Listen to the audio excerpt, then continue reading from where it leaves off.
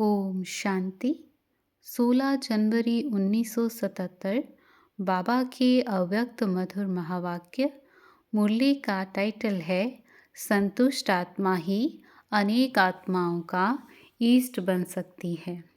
बाबा कहे, वरदाता बाप द्वारा सर्व वरदानों को प्राप्त करते हुए बाप समान वरदानी मूर्त बने हो। एक है ज्ञान रत्नों का महादान, दूसरा है कमज़ोर आत्माओं प्रति अपने शुद्ध संकल्प व शुभ भावना द्वारा सर्वशक्तिमान से प्राप्त हुई शक्तियों का वरदान। ज्ञान धन दान देने से आत्मा स्वयं भी ज्ञान स्वरूप बन जाती है, लेकिन जो कमज़ोर आत्माएं ज्ञान को धारण नहीं कर सकती, ज्ञानी तो आत्मा नहीं बन सकती, स्वयं के पुरुषार्थ द्वारा श्रेष्ठ प्रारब्ध नहीं बना सकती, ऐसी सिर्फ स्नेह सहयोग संपर्क भावना में रहने वाली आत्माएं आप वरदानी मूर्तों द्वारा वरदान के रूप में कोई न कोई विशेष शक्ति प्राप्त कर थोड़ी सी प्राप्ति में भी अपने को भाग्यशाली अनुभव करेंगी, जिसको प्रजापति की प्राप्ति करने वाली आत्माएं कहेंगे। ऐसी आत्माएं डायरेक्ट योग द्वारा व स्वयं की सर्व धारणाओं द्वारा बाप दादा द्वारा सर्व शक्तियों को प्राप्त नहीं कर पाती, लेकिन प्राप्त की हुई आत्माओं द्वारा आत्माओं के सहयोग से कुछ न कुछ वरदान प्राप्त कर लेती हैं। शक्तियों को विशेष रूप में वरदानी कहकर पुकारते हैं, तो अभी अंत के समय में महादानी से भी ज़्यादा वरदानी रूप की सेवा होगी। स्वयं की अंतिम स्टेज पावरफुल होने के कारण, संपन्न होने के कारण ऐसी प्रजा आत्माएं थोड़े समय में थोड़ी सी प्राप्ति में भी बहुत खुश हो जाती हैं। स्वयं की संतुष्ट स्थिति होने के कारण वे आत्माएं भी जल्दी संतुष्ट हो जाती हैं और खुश होकर बार बार महान आत्माओं के गुण गाएंगी। कमाल है। यही आवाज़ चारों ओर अनेक आत्माओं के मुख से निकलेगा।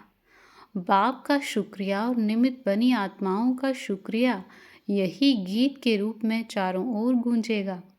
प्राप्ति के आधार पर हर एक आत्मा अपने दिल से महिमा के फूलों की वर्षा करेगी। अब ऐसे वरदानी मूर्त बनने के लिए विशेष अटेंशन एक बात का रखना है, सदा स्वयं से और सर्व से संतुष्ट।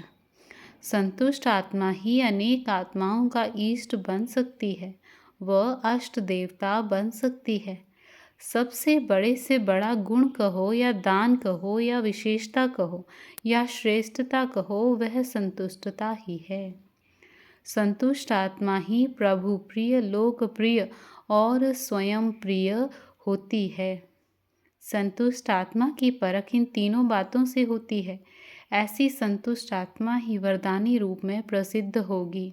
तो अपने को चेक करो कि कहाँ तक संतुष्ट आत्मा सो वरदानी आत्मा बने हैं।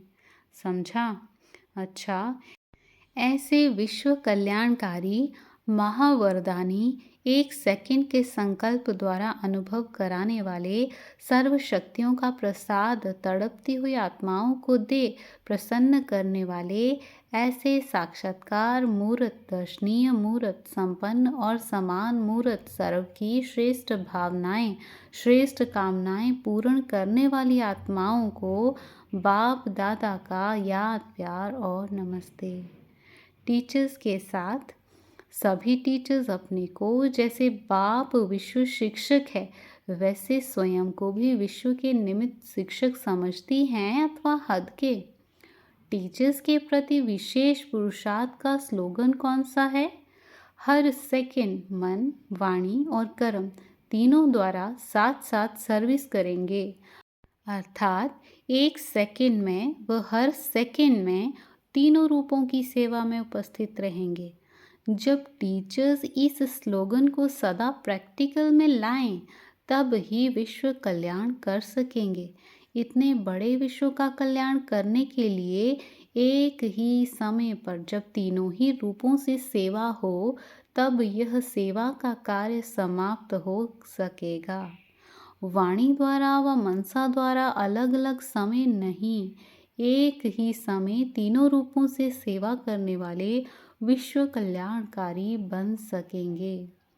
तो यही सेवा करो कि हर समय तीनों ही रूपों से सेवा होती है। बाप के साथ 3 संबंध हैं। बाप शिक्षक और सद्गुरु के स्वरूप से सेवा करते हैं, तो निमित्त टीचर्स को एक ही समय में तीनों रूपों से सेवा करनी है, तो मास्टर त्रिमूर्ति हो जाएंगे। समझा? जितना जितना टीचर्स शक्ति संपन्न बनेंगी, उतना ही सर्वात्माओं के प्रति निमित्त बन सकेंगी। निमित्त बनने वालों के ऊपर बहुत जिम्मेवारी होती है। निमित्त बनने वाले का 1 सेकंड में 1 का पदम गुणा बनता भी है, प्राप्ति का भी चांस है। और फिर अगर निमित्त बने हुए कोई ऐसा कर्म करते जिसको देख और सभी विचलित हों, उसकी पदम गुणा उल्टी प्राप्ति भी होती है। संकल्प से वृत्ति बनेगी और वृत्ति से वातावरण बनेगा। तो ऐसा कोई संकल्प वृत्ति ना हो जिससे वातावरण अशुद्ध बने। ऐसा कोई बोल ना हो जिसको सुनकर कोई विचलित हो, क्योंकि सबका अटेंशन निमित्त बनी हुई टीचर्स के प्रति रहता है, तो टीचर्स को डबल अटेंशन रखना पड़े। सभी ऐसे ही डबल अटेंशन रखते हुए चल रहे हो ना। पहले सोचो फिर करो, पहले करो फिर सोचो नहीं तो टाइम और एनर्जी वेस्ट चली जाती है। टीचर्स को तो विशेष खुशी होनी चाहिए, क्योंकि टीचर्स को लिफ्ट है। एक बाप और सेवा में रहने की और कोई वातावरण नहीं है, तो इस लिफ्ट का लाभ उठाना चाहिए ना। तो सदा हर्षित हो ना। सदा हर्षित कौन रहता है? जो कहाँ भी आकर्षित ना हो। अगर किसी भी तरफ, चाहे प्रकृति, चाहे आत्माओं के गुणों की तरफ आकर्षित होते हो, तो हर्षित नहीं रह सकेंगे। सर्व आकर्षण से परे सिवाय एक बाप के ऐसी आत्मा ही सदा हर्षित रह सकती है। अच्छा, ओम शांति।